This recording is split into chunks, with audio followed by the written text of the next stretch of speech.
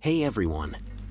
Tonight we're drifting back to a world of dim corridors, smoky torchlight, and people who had way too much power, and way too few surviving relatives. So go ahead and settle in. Dim the lights. Get comfortable. Let your shoulders drop, just a bit. You don't need to remember any dates. You don't need to pass a quiz at the end. We're just going to float together, very slowly, through some of the most fragile, unlucky, and unfortunately inbred royal bloodlines in European history. Because while most of us try to avoid awkward family gatherings, medieval and early modern royals basically married the awkward family gathering. Over and over. For centuries. They did it to keep power in the family. They did it to protect dynastic claims. And naturally, they made everything worse. Tonight's theme lives in that eerie space between survival and slow-motion collapse. The feeling of a royal house that's technically alive, but increasingly hollowed out. Like a plague survivor wandering through a half-empty city, hearing echoes where voices used to be. We're going to talk about lonely heirs. Sickly princes. Queens who married their cousins, uncles, or occasionally someone who was technically all three. And the strange, quiet tragedies that followed. So, when you're ready, let's drift back. Let's start with a family that is basically the poster child for please stop marrying each other. The Habsburgs. If royal inbreeding were a competitive sport, they didn't just win the gold medal. They bought the stadium, married the stadium, and then named their eldest son after the stadium. The Habsburgs built a huge, tangled web of power across Europe. By the 16th century, they had somehow collected Spain, Austria, parts of Italy, bits of the Low Countries, and a sprinkling of Holy Roman Empire for flavor. And how did they hold this sprawling mess together? Not with modern concepts like administration or rational borders. No. They used marriage. Over and over. With each other. They had a saying, actually. Let others wage war, you, happy Austria, marry. Which sounds sweet until you realize it roughly translates to, we prefer our gene pool shallow and our family tree more like a wreath. As the generations went on, the Habsburgs got more power. More titles. More lands. And fewer unrelated people in the family tree. You probably know the famous feature. The Habsburg jaw. Technically, it's called mandibular prognathism. But it might be kinder to just say that their lower jaws went on ahead into the room first to introduce them. You can trace it in portraits. Early Habsburgs? A bit pointy, but fine. Mid-period Habsburgs? Noticeable overbite. Late Habsburg Spain? Faces sculpted in profile like someone tried to draw a human from memory and gave up halfway through. But behind the exaggerated chins, there's something else. A sense of fragility. Of people who were supposed to rule half the world, but could barely keep their own bodies working. So we'll drift gently toward one of their most tragic, and oddly quiet, examples. Someone who lived in the echo of plague, war, and dynastic obsession. A man who was technically a king. And technically alive. And that's about as far as his skill set went. We're going to Spain. To meet Charles II. Charles II of Spain was born in 1661. By that point, the Spanish branch of the Habsburgs had already been inbreeding with impressive dedication for about 200 years. Imagine a family tree that looks less like a tree and more like someone dropped spaghetti on a piece of paper and went, yes. Perfect. That's our marriage plan. Charles's parents were related in more than one way. His father, Philip IV of Spain, was his mother's uncle. Which is already not ideal. But if you zoom further out, you find even more overlapping marriages. Cousins marrying cousins, uncles marrying nieces, and occasionally people marrying someone whose family title list was basically just Habsburg, again. By the time Charles arrived, the genetic dice had been rolled one too many times.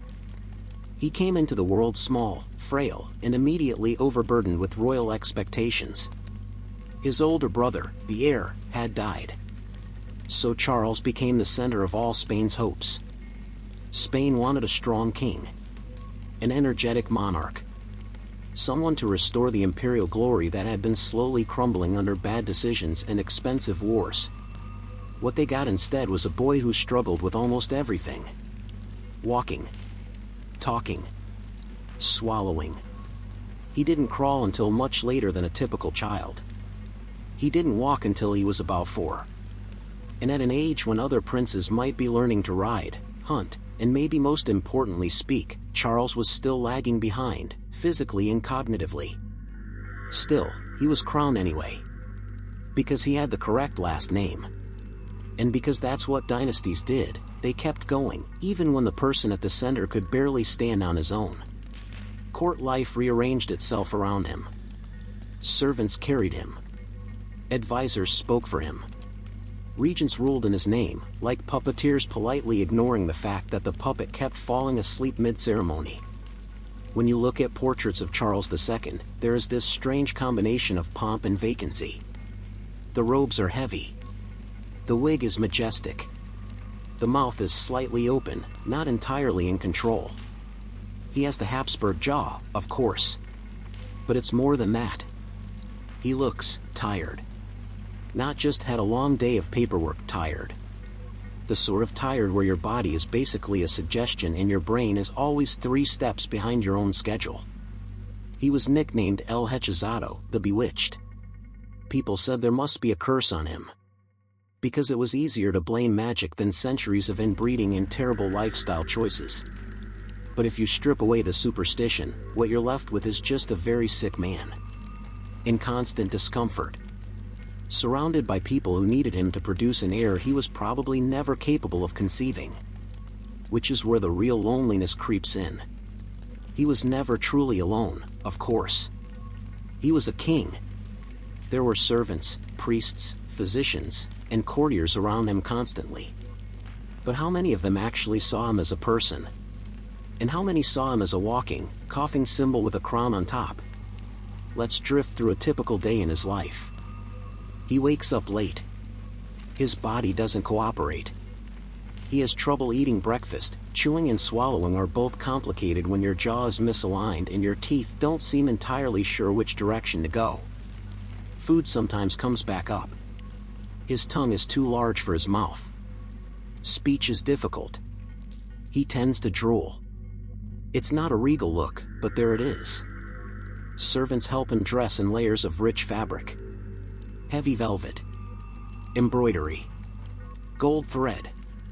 It all weighs more than he'd probably like. But kings are meant to look like kings. No one designs their ceremonial outfits for comfort. He moves through long corridors. Slowly. Supported. Ceremonies pile up on his schedule like someone stacking bricks on a crumbling wall. Attend mass. Sign some papers. Stand still while people kiss your hand. Courtiers bow and murmur formulaic phrases. Your Majesty. Your Catholic Majesty. May God preserve your health. Which, given his condition, must have sounded less like politeness and more like wishful thinking. Medical treatments at the time were not ideal. Bleeding. Purging. Various concoctions that probably tasted like someone boiled a despairing herb garden. Doctors prodded him. Priests prayed over him. Astrologers drew charts. And still, nothing improved. There's a kind of stillness to his story. He doesn't gallop into battle. He doesn't seduce entire courts. He doesn't produce a line of vigorous heirs. He just continues. Year after year. A fragile man in a heavy crown. Naturally, everyone decided the best solution for this situation was to marry him. Twice. Because when your health is terrible, your body is failing, and your jaw is trying to defect from your face, what you really need is the pressure of a dynastic marriage and an entire continent waiting for you to reproduce. His first wife was Marie-Louise d'Orleans, a French princess. She was young, pretty, and probably fairly terrified.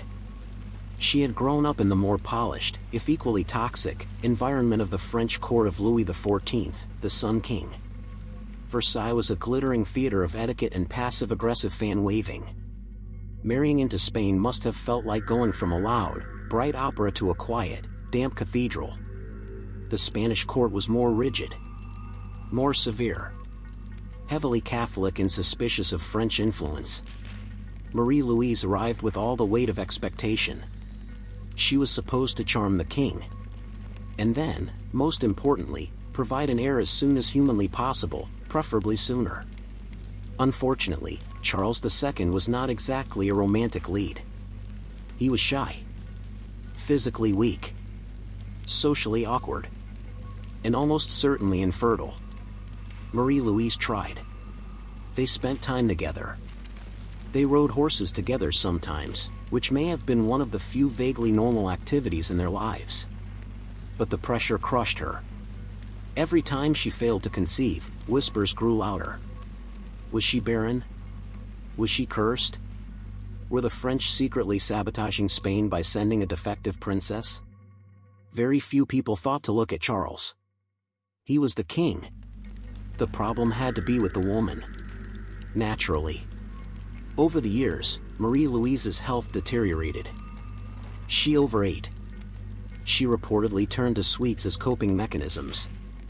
This did not help in a court that watched everything she did. She died at just 26. Officially, from what sounds like a combination of stomach problems and misery. Unofficially, from being trapped in a life where every month, every year, she failed at the one task the world demanded from her.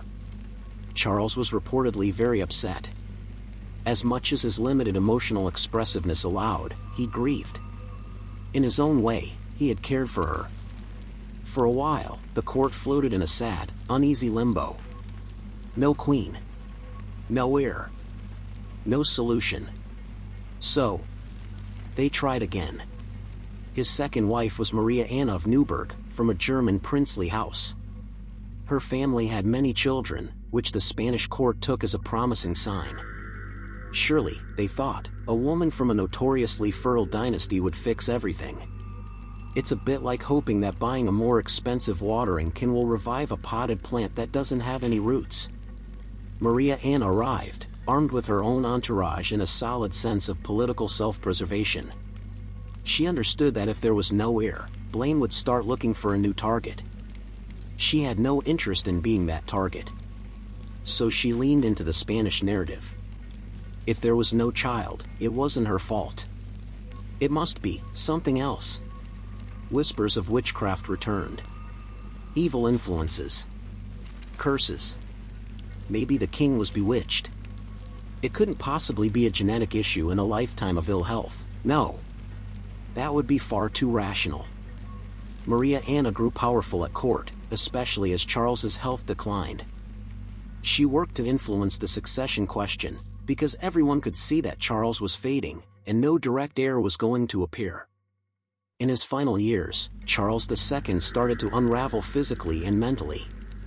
He suffered from seizures, chronic infections, digestive issues, troubles walking, headaches, insomnia. He believed that he'd been bewitched when he was 14. Priests were brought in to perform exorcisms. Imagine that for a moment, a frail, sick man, convinced he is cursed, subjected to intense religious rituals in a desperate attempt to fix what centuries of bad genetics had created. There's something eerily still about those scenes. A dark chapel. Candles flickering. A king kneeling, trembling, while priests chant over him. Not in triumph. Not in glory. But in confusion and fear. He died in 1700, at 38 years old. His autopsy, according to reports, read like a list of things a human body should not be. Enlarged organs. Atrophied organs. Fluid where there shouldn't be fluid. A general sense that the systems of his body had been operating with minimal enthusiasm for quite some time. He left no children. With his death, the Spanish Habsburg line ended. 2 centuries of careful, strategic inbreeding had finally produced a man so fragile that the dynasty simply stopped. But of course, the story didn't end quietly. Europe immediately went into a panic about who got Spain next, triggering the War of the Spanish Succession. Because nothing says rest in peace like multiple countries arguing over your former possessions before your body is even cold. For our purposes tonight, though, we'll leave the grand politics aside. We're here for the quiet part. The echoing halls. The lonely king.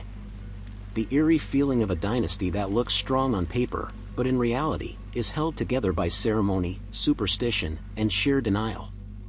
And as we drift away from Charles II, we'll stay with that feeling.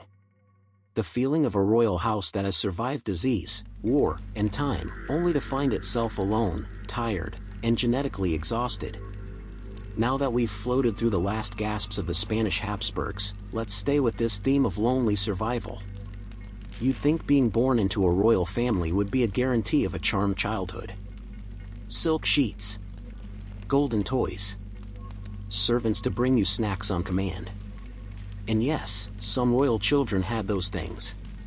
But they also had relatives who were a bit too related. Childhood illnesses that no one really understood. Parents who saw them not as kids, but as future bargaining chips. Tonight, we're going to drift through a few of those childhoods. Not the glorious, heroic ones. The quieter, sadder ones. The kids who technically survived, but spent most of their lives under medical supervision, emotional pressure, and the constant, sleepy dread of dynastic expectation. We'll start with someone whose name you probably know from the Tudor drama catalog. A prince who became a king too early.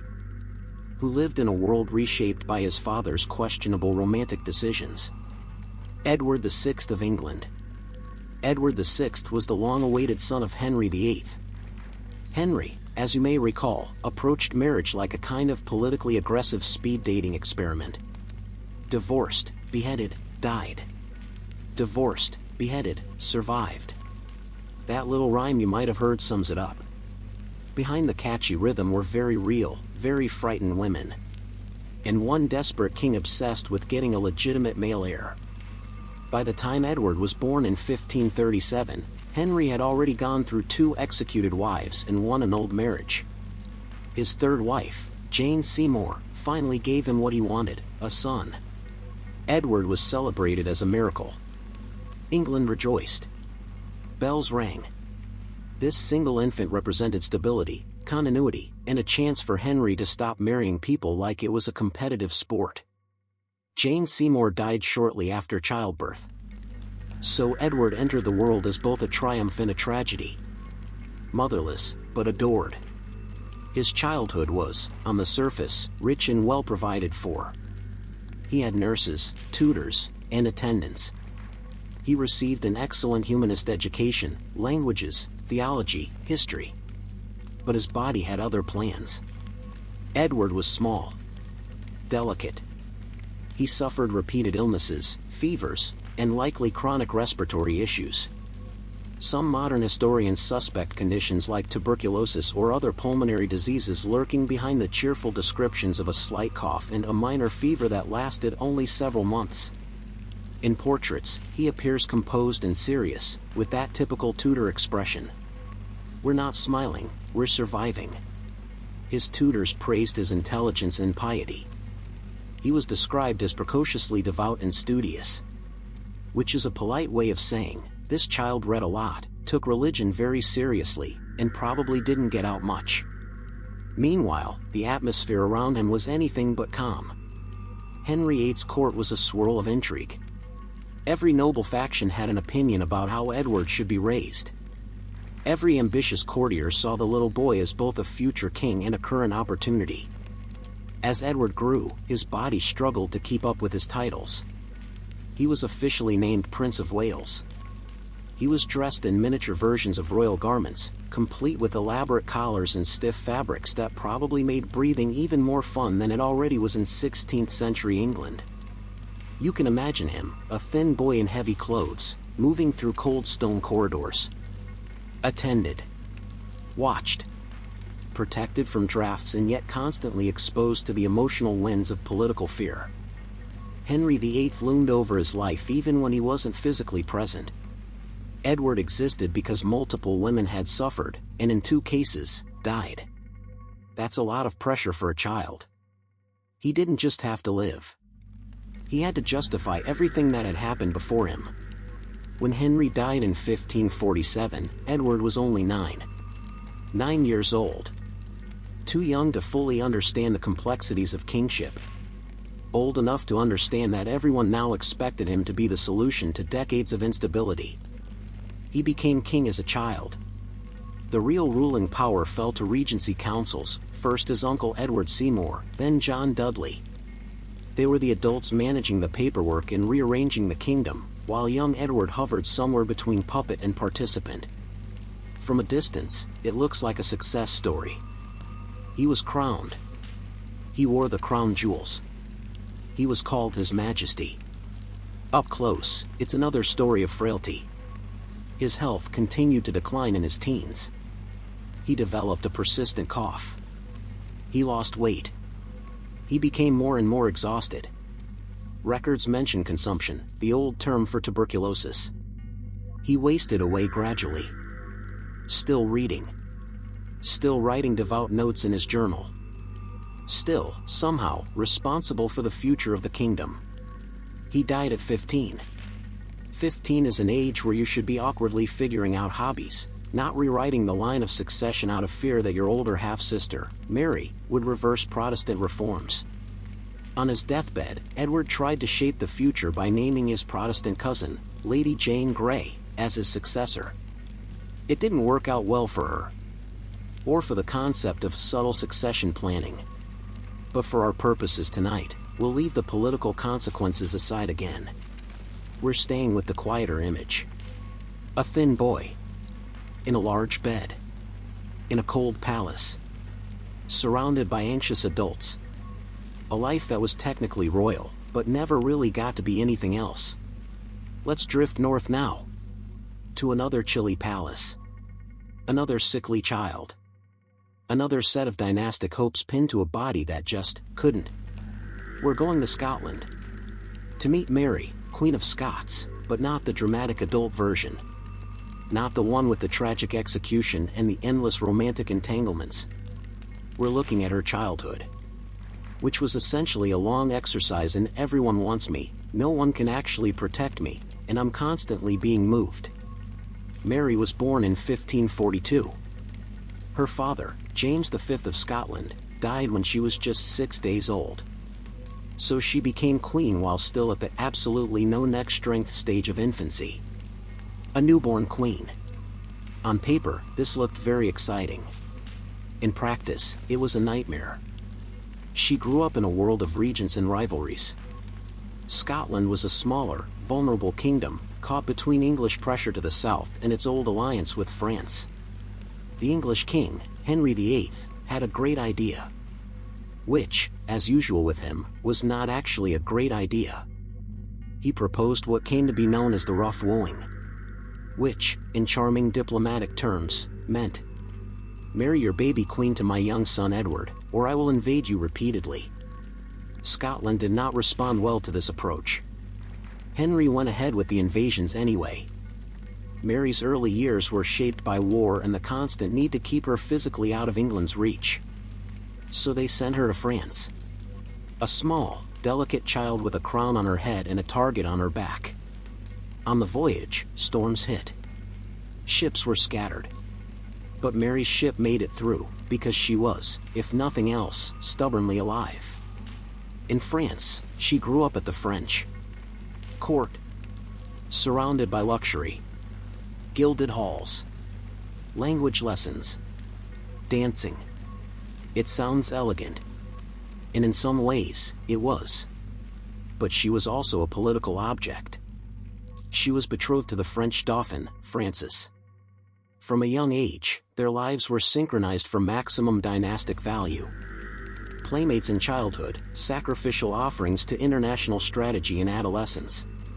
Both Mary and Francis were fragile. He was short, frequently ill, and suffered from chronic ear infections and other health issues. Mary towered over him in height, which is an interesting visual if you picture them together, queen and king, but also two rather delicate children trying to carry the ambitions of 3 kingdoms. Her childhood was a strange blend of privilege and anxiety. She was always playing a role. The charming foreign princess. The future Queen of France. the distant Queen of Scotland. And somehow, underneath all that, just a girl who had lost her father at 6 days old and never really stopped being a national symbol long enough to be a person. We often remember Mary, Queen of Scots, for her dramatic adult life. The bad marriages, the imprisonment, the beheading. But if you tilt the camera back just a little, you see the eerie continuity. Her whole life was a kind of political captivity. Even when she was free, she was never really free to stop being a queen. For kids like Edward VI and Mary, the concept of a normal childhood simply didn't exist. Royalty was not a soft cushion. It was a constant burden. They survived infancy, which in itself was an achievement in those centuries. But survival wasn't exactly gentle. Now, let's drift sideways, into something a little different. Not a single figure. Not even a single dynasty. But a pattern. The pattern of royal children who were spare heirs. Extras. Insurance policies. Siblings who were technically important, but never quite as important as the firstborn. They were raised with privilege. Taught to be ready, just in case. And very often, quietly sidelined when they turned out to be too sickly or too odd to be useful. We could talk about many of them, but let's choose one particularly lonely example from the French court. Louis Joseph, the first dauphin of Louis XVI and Marie Antoinette. Louis XVI and Marie Antoinette are famous for their downfall. The Revolution. The guillotine. The wigs.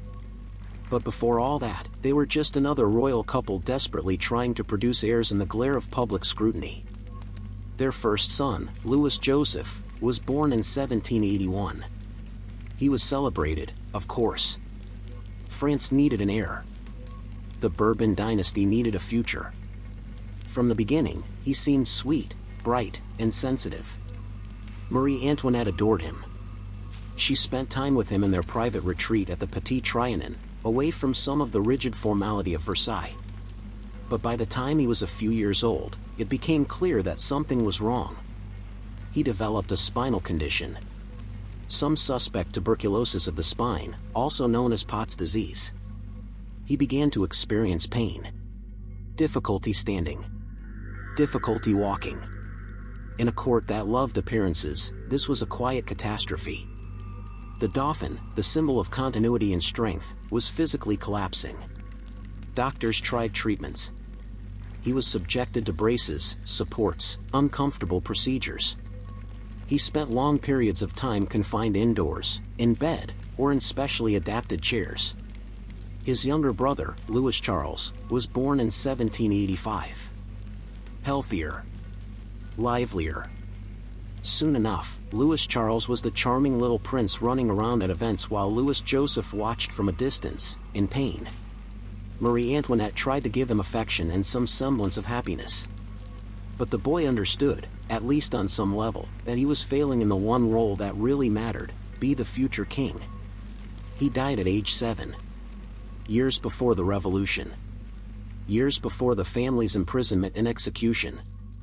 In a strange way, his early death meant he escaped the worst of what was coming. But there's still something unbearably sad about his short life. A child raised to be a symbol. Slowly bending under a disease no one could truly treat. Watching his younger brother, the spare, become an unintentional backup heir. That brother, Louis Charles, would later become the tragic figure known as Louis XVII, the child imprisoned in the temple and slowly destroyed by neglect and abuse. The whole family line, once so glittering, turning into a kind of haunted story. But at the beginning, there was just a small boy with a bad spine. Sickly, spoiled, and sad. Living in rooms lined with gold leaf and echoing with fear. If you notice a pattern emerging, you're not wrong. Royalty promised power and protection. But for many of these fragile heirs and spares, it mostly delivered. Lifelong medical experimentation. Suffocating pressure to produce heirs of their own. And a special kind of loneliness that comes from being constantly watched, but rarely understood. They survived, until they didn't. Their dynasties survived, until they collapsed under their own weight. And in between, there were long stretches of quiet misery. Days spent in bed. Endless church services. Doctors who didn't know what they were doing. And tutors insisting that a child with a chronic illness should really try harder to read Latin with proper enthusiasm. Let's float now into another royal house. Another fragile bloodline. A dynasty that looked powerful and imposing on the map, while its rulers were slowly dissolving under layers of genetic uncertainty. We're going back to the Habsburg orbit. But this time, to another branch. We're drifting toward the Austro-Hungarian Empire. In a world that was very modern in some ways, and still deeply trapped in old, destructive patterns. By the 19th century, Europe had changed a lot. Trains, newspapers, factories, sewer systems, where they existed, that only occasionally tried to kill the population. You might think that by this point, royal families would have learned a few things. Like, maybe we shouldn't marry our first cousins every generation. Or, perhaps we should try prioritizing emotional well-being over rigid etiquette once in a while. The Habsburgs did not fully get that memo. The Austro-Hungarian branch of the family ruled a massive, multicultural empire. Germans, Hungarians, Czechs, Slovaks, Croats, Slovenes, Italians, Poles, Ukrainians, too many identities crammed under one crown. At the center of it all was Emperor Franz Joseph I. He ruled for a very long time. From 1848 to 1916. On the outside, Franz Joseph was the perfect image of a conservative monarch. Uniform, neatly trimmed beard, a posture that suggested he had swallowed a broomstick at a young age and never quite digested it. His personal life, however, was a slow-burning tragedy. And no small amount of that came, once again, from marrying inside the family and ignoring all emotional red flags. He married his cousin, Elizabeth of Bavaria, better known as Sisi. Sisi is often remembered as a romantic, tragic empress. Beautiful, restless, misunderstood. All of that is true, in its way. But beneath the drama was something painfully simple. She was a young woman, thrown into a rigid court system, married to a man she barely knew, and expected to produce heirs on command. She was also related to him. Because of course she was. Their children inherited not just the Habsburg features, but also a heavy dose of dynastic anxiety. Their first daughter died in infancy. Their son, Crown Prince Rudolf, grew up under immense pressure. And Rudolf, in particular, is a textbook case of royal heir with too many expectations and not enough emotional stability. Rudolf was intelligent, sensitive, and increasingly troubled. He clashed with his conservative father. He turned to affairs, alcohol, and despair. He carried all the sadness of a child raised in a cold palace, with parents who were physically present and emotionally distant. An empire's future sat on his shoulders, and he simply did not have the strength to carry it. His story ends in the famous Mayerling incident in 1889, when he and his mistress, Mary Vetsera, died in what appears to have been a murder-suicide pact. We won't linger on the violent details tonight. We're staying with calm, drifting thoughts. But the emotional picture is clear enough. A dynasty that clung to old rules. Parents who never solved their own unhappiness. A child who inherited all the weight and none of the resilience. When Rudolf died, the succession line had to reroute. More cousins. More complicated family trees. More evidence that keeping power in the family often meant keeping damage there too. The Austro-Hungarian Empire would stumble on for a few more decades. Until World War I finally knocked it over. If you zoom out, it's just another empire falling. If you zoom in, it's people. Generation after generation of anxious, constrained, and often physically fragile individuals. Trying very hard to live up to a role that had stopped making sense. Let's pause here, just for a moment. Take a slow breath in. And out. We've wandered through Spanish palaces, English sick rooms, French nurseries, and Austrian corridors. We've met children who were expected to anchor nations. and kings whose bodies were more fragile than the paper their titles were written on. The eerie loneliness of these royal survivors doesn't come from ghosts or curses. Though, to be fair, their contemporaries blame those a lot. It comes from something quieter. Being overprotected and completely unprotected at the same time. Surrounded by people. And yet, very often, completely alone. In the next stretch of our wandering, we'll drift into royal marriages that went unfortunately, predictably wrong. We'll watch dynasties trap themselves with their own bloodlines. And meet a few more rulers who were, frankly, one cousin marriage away from a complete system shutdown. But for now, rest your eyes for a bit if you'd like. Let the names blur. The dates melt away. You don't need to remember who married which cousin. You just need to let the patterns wash over you. Fragile bodies. Heavy crowns. And long, echoing palaces where survival didn't always feel like much of a victory. When you're ready, we'll drift on to the next royal disaster.